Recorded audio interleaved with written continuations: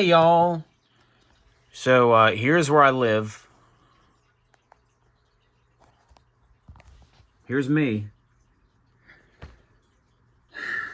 Life is good. Life's good. Look at that. That's gross. I need to do something about that. Cats don't even live in here anymore. Okay. I guess I'll take care of that after I read to you. Are you living like this? Are you... Look at this. That candle's been out for weeks. Look at that random crap. Random crap everywhere. Do you live like this or worse? We need to be better. We need to be better. That's all I'm saying.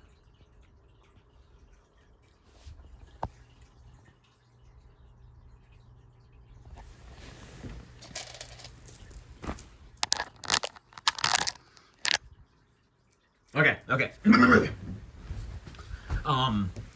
This is a binder that I bought, that my dad bought when I was 16. I used to draw this inverted cross on my hand.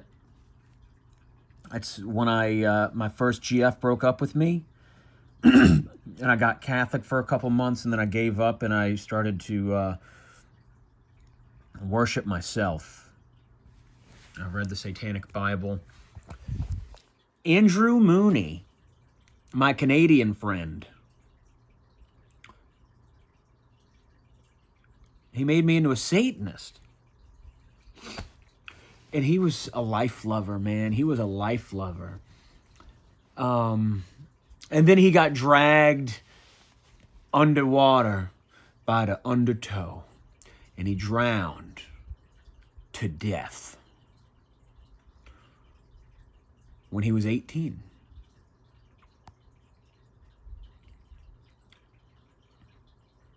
Huh. Love you, Mooney. Anyway, we're going to do the time warp right now. I'm in high school in my second 9th grade year. I'm in science class sitting next to Lemieux. Lemieux sat right there. And I sit right here. And he sat there next to the wall. And Lemieux was his last name. I don't remember his first name. People addressed him by his last name. Lemieux was a short mulatto guy with glasses, and he was a cool cat. And he is the only person who has ever read this. So I don't really know where I got this information from, but I made this when I was 17, and I couldn't spell, as you can see, the Lucifer Chronicles. So I failed 6th grade, and I failed 7th grade. Wait, I'm forgetting one. I failed 5th grade, and I failed 6th grade, and I failed 7th grade, and I failed 8th grade. Well, first, after I failed 7th grade, I just didn't go to school for a year. And then I tested into 8th grade, and then I failed 8th grade. And it was in my first 8th grade year that I dated Hattie for a week, a little less than a week. And I remember we're sitting on her swing at night after walking we were walking around the courtyard, talking, a 15-year-old boy and his 14-year-old, his is the wrong word. I just met her, and we had just gone on a date to skate country. We walked around the thing, and she told me about how she always liked to do this weird thing whenever she sees a lizard. She likes to catch it and pluck its legs off. And just leave it there squirming. And she had a laugh about that. And I'm like, what the fuck are you talking about? And she said, oh, no, it's okay because their legs grow back. I said, no, they don't. No, they don't. Not a lizard, maybe a gecko. You're thinking of their tails, which, again, gecko. And she's like, oh, no. I'm pretty sure their legs grow back. This is the same girl who, like, a year later, I went with her and her family to Blue Bayou. And we're walking back to the car at the end of the day. And she goes like this. She says, oh. And I go, Hattie, what is it? She goes, oh, my scrotum hurts. I'm like, excuse me? She said, my scrotum, it just hurts. You know what that's called, right? You know it's not your scrotum. Anyway, we were sitting on the swing, and she's like, yeah, so when do you plan on having, have you had sex before? When do you plan on having sex? I told her, well, I don't know. And I was thinking, what do I say? I was really nervous because I wasn't ready to have sex. I was afraid of women. I was afraid of girls. Remember? You know my story. Traumatized by being humiliated in front of every girl I ever liked my whole childhood. And then this girl came on to me real strong. And she asked me on a date. Right? She's like, so, have you had sex? When do you plan on it? And I was like, shit, what do I say? I had never even thought about it. And I remember Chef in South Park telling the boys that the right time to lose your virginity is 17. And so I told her, I don't know, maybe 17. And I was 15. And what's so funny, for some reason, I didn't remember until like last year that I got that from South Park. Until last year, I thought that was from That's So Raven. This doesn't make any sense, but I felt like that's something that Corey said, and That's So Raven, which doesn't make any sense because he was a child. Am I racist for mixing up Corey with Chef? Anyway, so after she found out that I'm waiting a couple of years,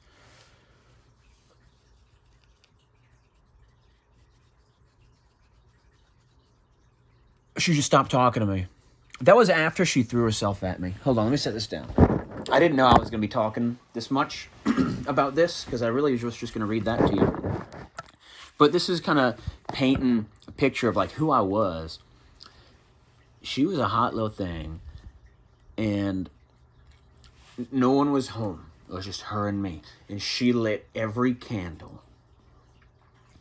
And I was just frozen in fear on the sofa, just sitting there like a wax statue. And she sat down next to me, and I didn't even look at her.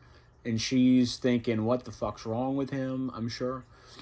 And then she got on my lap, and it's like, holy shit. Now she's on my lap, facing me with her tits right here.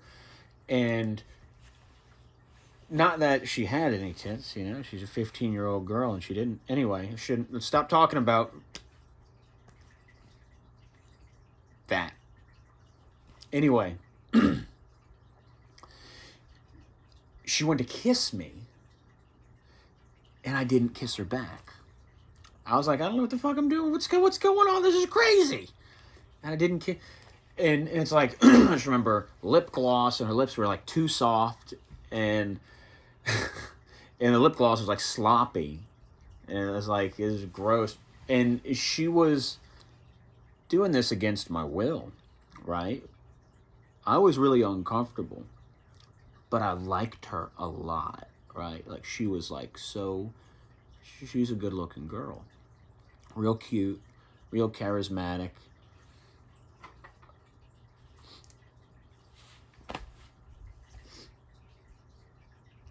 I start to open up a little bit, like I'm feeling her clothes. And eventually she just gets off. And she tries again. And she's like, my sister has the most comfortable bed. And she shows me her sister's bed. And she tries to, like, make out with me. And I'm like, not ready for this. Like, dude, I didn't say that, but it's like, dude, can't you read me? I'm not ready for this. Okay? And we wind up just laying there talking. Like, she didn't... She told me she was a witch. She said her whole family were.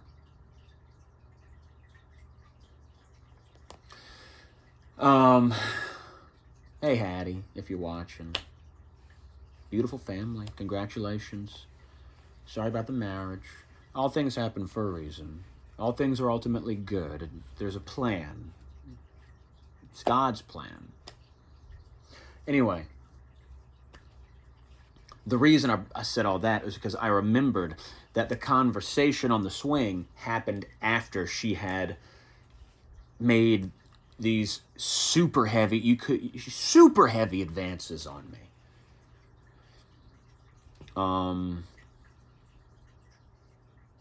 And then we rode the bus together. And so we wound up meeting because she just came and sat by me on the bus. And then the next Monday, that was on a Friday or a Saturday probably. Next Monday, she don't sit by me on the bus. And I was like, I thought this is my GF. And so I'm like, okay, I'm going to be patient.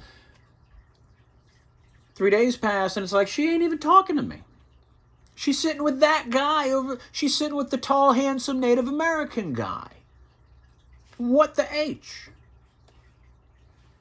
So I call her and I says, Hattie, what's the deal? And she says, oh, I broke up with you. You didn't know? It's like, no, I didn't know. You didn't tell me. And so anyway, when that happened, I was crushed. And I was depressed. Very depressed. And I would go to school and I would do this. Just head on my desk. And I would just listen to suicidal, depressive black metal all day. Nyctalgia Pesenthios. I think that's how you say the name of the album. I would just listen to that album. And that's how I failed my first 9th grade year, with my head down on my desk in every class, listening to black metal. And one day I'm walking through the quad at lunchtime, and these two cute girls say, hey, you. Yeah, you. They noticed my belt buckle. I did have a GF. Princeton. And I was thinking about her earlier. She unfriended me on Facebook, I think. It looks like it, unless she changed her name. But she was my MySpace GF. And I loved him. And she bought me this big hem belt buckle with the heartogram. And I was wearing this to school. And they were like, hey, we can see by your belt buckle that you belong with us. And these two really cute girls who wanted to know me and wanted me to be there with them. I obliged, and then I spent every lunch like this, with my head down. And people would try to talk to me, and I wouldn't let anyone communicate with me. I was afraid. I was so afraid. And I had been like that my whole life. My whole life. Literally my whole life. The only time I had never felt afraid was with my friends in elementary school who didn't like me, and my friends in town who I would play basketball and video games and stuff with, and they didn't like me.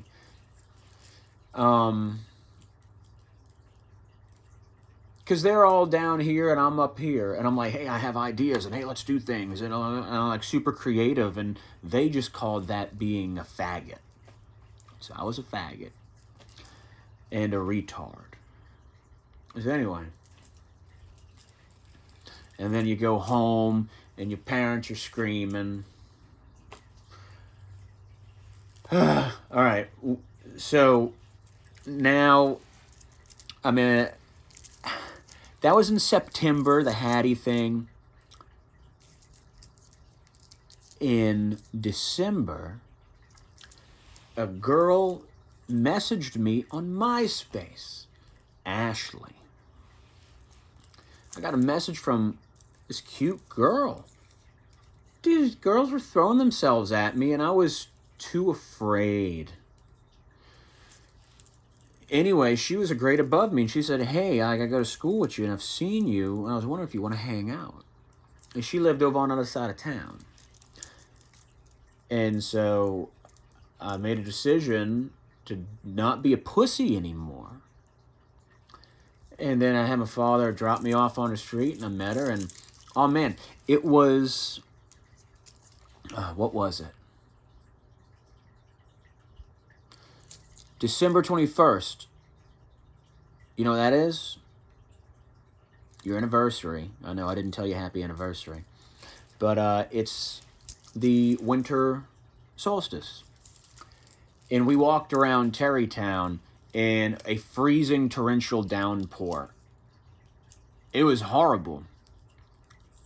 We loved it. We went everywhere. I had a very romantic relationship with Ashley for 2 years. And it was good. We had our troubles because I am a fucked up guy. I was. And I broke up with her because I wanted to be with Samantha. Because I met Samantha at a party. She went there to hang out with Austin. And I showed up, and when she saw me, she was like, oh shit, what do I want? And then she took me behind the apartment and said, hey, let me show you some music. And then she just showed me, she started playing these Taylor Swift songs. And I interpreted the whole thing as, these songs are about you and me. Like, so she threw herself at me real hard. Ashley and I had been on the rocks. It's funny how this video is just me reminiscing about girls. But it's all relevant because this is amazing. How did I make this? I can't wait to show it to you. So it's like she showed up for Austin and she met me and she threw herself at me. God knows it made Austin feel some type of way. He was my best friend for many years, and I didn't respect him. You know, Austin, if you see this, it's your fault that people disrespect you. I'm sorry I didn't respect you. I didn't respect anything. I was broken, and you were my only friend. You were my only friend. Austin was the first friend. At first it was Lala. Or Jordan. She's the only girl I ever asked out on a date. She's black. And she was so cool. And we sat together in science class in my first 9th grade year. And she always had a smile and she always talking to me. And she like, we cool. And I'm like, yeah. And I was like, damn, like, I'm into that. I'm into her. And I said, hey, let's go to skate country. Because I'd only ever been on one date before. It was at skate country. So we went. She held my hand on couple skate. And then we're leaving. I'm like, so, hey, you wanna be my girlfriend? And she goes, oh, sorry, I'm a lesbian. Wah, wah, wah. But anyway, Austin sat next to her. He was my best friend, and I always disrespected him. I didn't have boundaries. I'm a Sagittarius. Didn't have boundaries. Saturn couldn't control me. So what the hell am I talking about? Austin, Samantha. Same Samantha that got involved with Stick Sex and Amber 666. I wanted her, and I thought she was going to choose me. And so I broke up with Ashley over the phone at the party within hours of meeting Samantha. And then Sam chose Austin. And then we went on to be 3 amigos. And then they were my best friends. How weird is that? Let me make sure I'm still recording. All right, still going. So anyway. I might have been 17. I was 17 in the 9th grade. So I'm sitting next to Lemieux. In them days, I'm painting my nails black. I had a lip piercing. My parents did that because we was at my brother's birthday party at Rockin' Bull, and my mama, just in a good mood, I told her, Mom, I want to get my lip pierced. Because I was just trying to fit in. And she said, okay, well, we'll bring you to get your lip pierced if you make a strike on your next roll. And I did. And she said, oh, shit. I shouldn't have told him that. But she brought me to get my lip pierced. And she got her nipples pierced. And we did it kind of a family thing. I'm kidding. She didn't do that. I'm sorry. I shouldn't talk about my mother that way. Comedy. On with it. Okay. So a lot of people don't understand the Bible. I don't know how I knew what I know. I don't know. But this is how 17-year-old Julian tells the story of the Bible. This is the Lucifer Chronicles. Here are the contents. Part 1, Chapter 1, Worship. Chapter 2, Forsaken. I'm just going to say the titles. Prepare. Okay, so we have Worship, Forsaken, Prepare, Heaven versus Hell, Spun Forth Again into Darkness, Use My Dick, Creation, Realization, Missing Eve, To Hell with God, and Lucifer. And I never finished it, apparently. Give me focus. There we are. There's the date.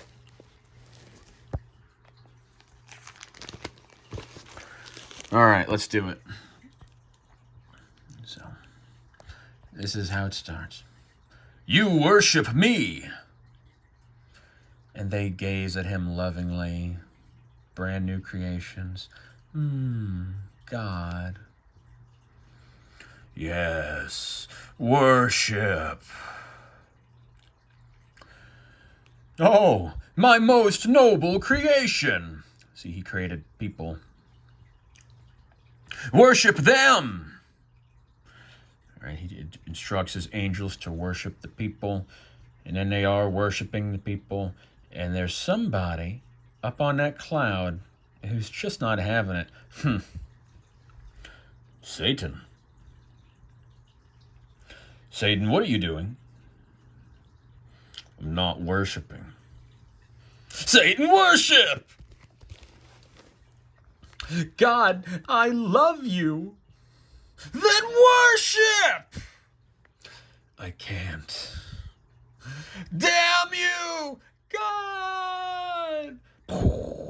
He throws him through the clouds, and he plummets through the air, and he crashes through the ground, and he lands in hell. He lays bloody in the flames.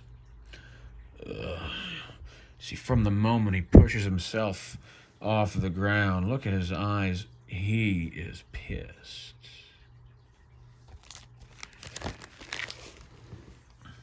My God. How could he? Why? After years of eating from depression after being forsaken by God, a goat. So hungry. And actually these, ew, sorry. Hey, ignore, look at that. Those O's are actually dots, like that's supposed to be an ellipsis. So it's him quietly approaching the goat. 5 minutes later. Death. He sees a winged serpent in the distance. He throws his trident. My wings, he declares. And the serpent lay bloody on the ground, and he has thrown his trident, and the serpent speaks. Why? What is the point of this?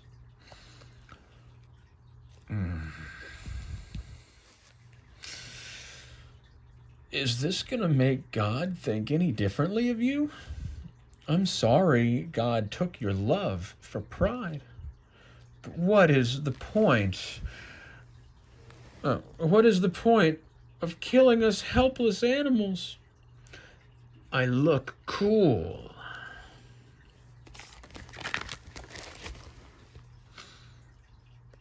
Don't take it out on us. Take it out on God. No shit, but I have to look cool. Oh. After 2,000 years of training. Yes. Hey, Gabe, gather all your angels. We gonna kill God. Kill God, eh? I got you, son. So here we have Gabriel, the angel Gabriel, in cahoots with the devil. Whoa. God? So he goes into God's room. There's lotion next to his bed. And this is a cultural moment. God bursts in. What are you doing in my masturbatorium? So, like, this is from some movie that was out at the time. And I never watched it, but my dad did. And he quoted this line, and I thought it was really funny. So here we have, while Gabriel is colluding with Satan, God's just jacking off. Like, God's just hiding in his room jacking off. He's embarrassed, he's humiliated. What are you doing in my masturbatorium? God, Satan is planning to march into heaven. What? Satan is coming. OMG. All right, so this angel hears through God's door, Satan is coming. Satan is coming. So first it's whispered, and he's telling all the other angels, Satan is coming. Satan is coming, and it evolves into panic. Satan is coming. Satan is coming. Satan is coming. Full-blown panic. Satan is coming. There's one angel who seems undeterred. Finally. Oh, who is that? So meanwhile, here is Satan simulating a game of checkers with God. I cannot be defeated, he says. So here, Satan has just trained for 2,000 years, simulating war with God, colluding with God's angels, and God's just jacking off. This doesn't look good for God. Now, in Southwest Heaven, Gabriel stands before 250,000 angels. Angels! We have been suppressed for too long! Ridden of our pride, our freedom, no more! And then Satan's on the phone with God. We've got 250,000 of them. And God, he wears a big frown, but he glances over at Gabe and he's like, we have 750,000. Oh, I skipped this scene. And Gabe calls Satan, Satan, get up here. And Satan's like, I'm in hell. Okay. Pan to Gabe. He's kind of just quietly. Okay. Pan to Satan. Okay, so they have a moment of silence where it seems that Gabe is trying to understand that Satan can't simply... Well, Satan's in hell. Okay. So meanwhile in heaven, angels! We must prepare for war! We cannot let Satan take over! Tonight, we dine in hell! This is heaven! A lot of cultural references. Okay, so he's addressing the angels, and then they're like, God, we're over here. Okay, so see, he doesn't even see his angels. He is very troubled. Well, so they tell God that they're over there. And there's a moment of silence. Observe his eyes are a bit cloudy. Angels, I have to confess, I am imperfect. I'm going blind. And they're like, what the... You have to defeat them alone. I can't see. We can take him, God. Meanwhile, look, if you hadn't been jacking off for 2,000 years, maybe you wouldn't be blind, God. Huh? You're supposed to be God. Meanwhile, in hell, all right, Satan is looking up. Oh, it looks like he's taken flight. He has, oh no, he has burst through the surface of earth, and he closes his eyes. I'm coming for you, God. It seems kind of like a heavy breath, a cathartic declaration of vengeance. And he approaches heaven, and there's an angel who's like, oh my God, it's Satan! Oh, and he's fast. It takes the angel by the throat, and it just chokes him out. The angel's sweating. Oh my God. Satan bites his head off. Pathetic conformist. Takes his wings, and then later, he's with... Gabe says, Dark angels, he's here! And they're like, I love the horns. That's so cool. You look so cool, Satan. I love the horns. The wings are great.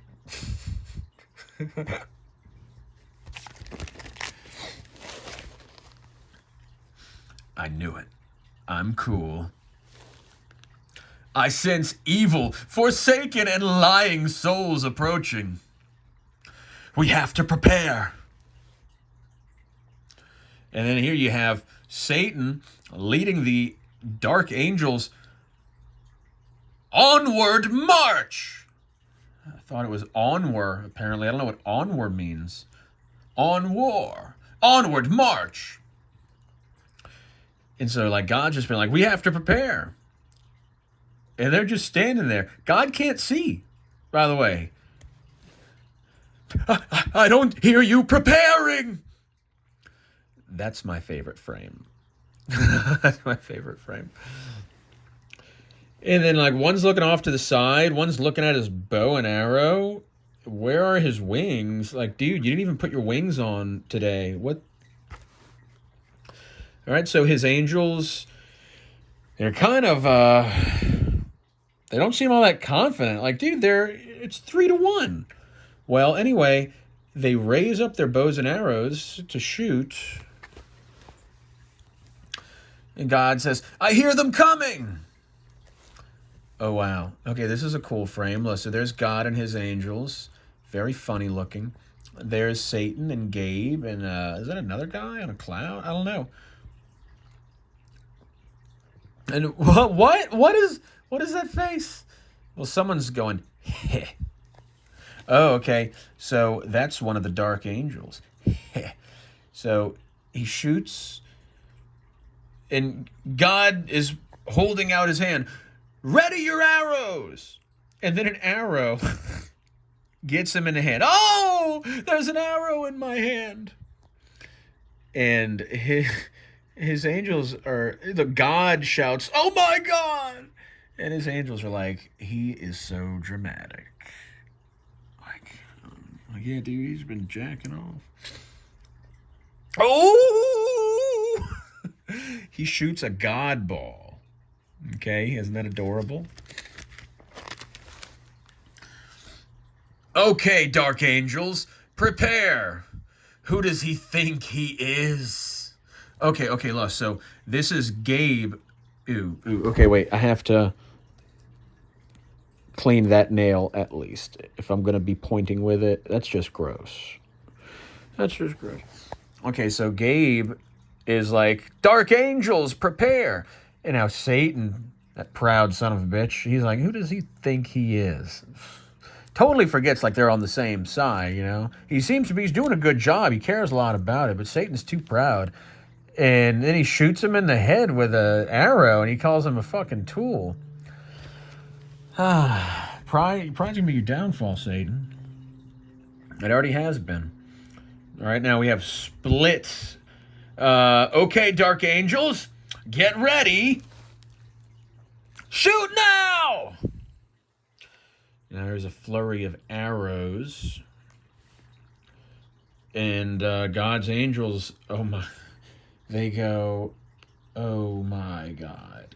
Dude, his arrows blot out the sun.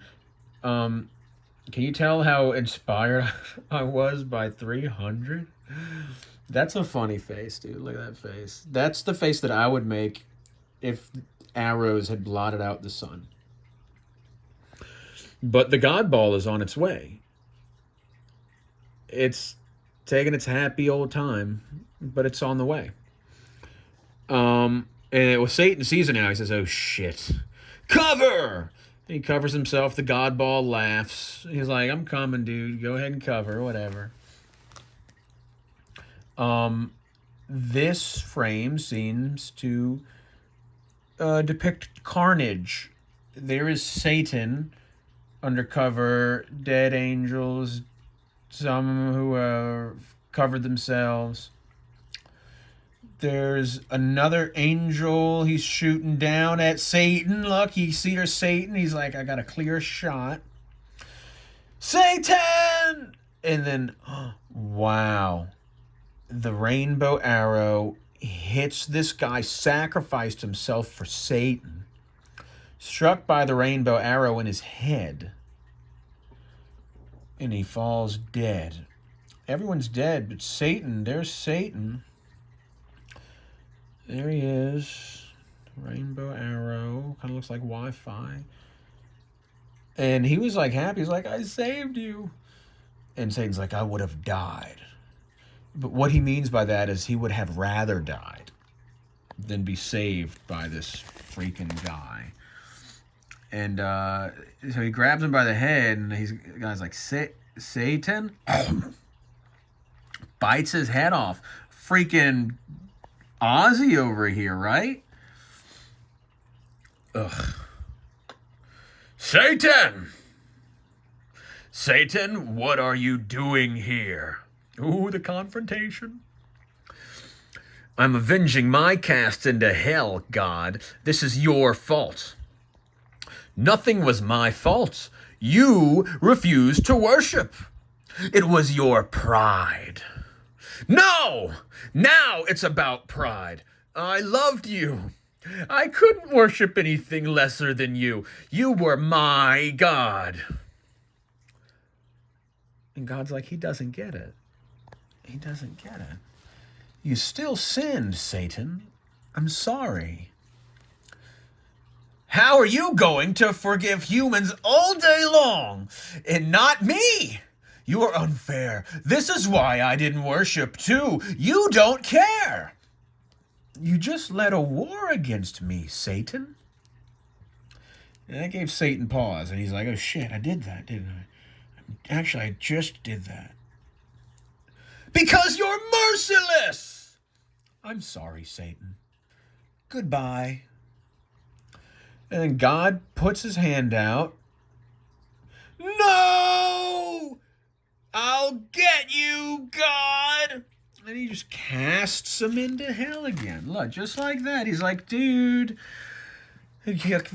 God has a moment of clarity, apparently. Casts him back out of heaven. And so, Satan lost his war against God, and he was cast back into hell by God to lurk aimlessly for eternity more. And there he lay, a familiar scene. This again.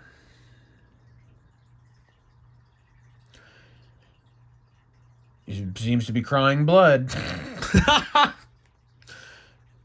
But he's taking it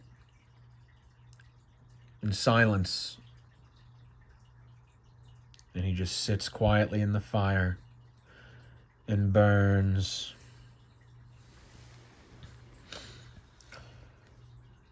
There he is, just like a Buddhist monk in protest. I failed. 600 years later, his most noble creation. It took 600 years of meditation, and then he's like, his most noble creation. He has hatched a plan. Hey, Gabriel, come see. This appears to be God looking into his crystal ball. Coming! Look at how derpy. Coming! This is the girl I want to be the mother of my son on earth. Her name is Mary. Sweet. You gonna fuck her? I can't leave heaven. I was gonna ask you to. Cool, but technically, that would make him my son on earth. You're very funny. You're using my dick. And then here, and then he hands his dick to Gabriel. Gabriel's at a loss. God, I don't want to use your dick. Do you worship? And then Gabriel turns Chinese for a second, apparently, and he's like, yes, God. Yes, I worship you. Okay, I'll use your dick. Don't worry, that's years away. Long ago, at the fourth frame of this Bible, there's a gust in the dust, and then there's a man. That is the Spirit of God breathed into the dust. And then he's thinking, he's like, what the hell's going on here? What just happened? And God goes, Adam! And look, he's taken aback. Welcome to Earth! God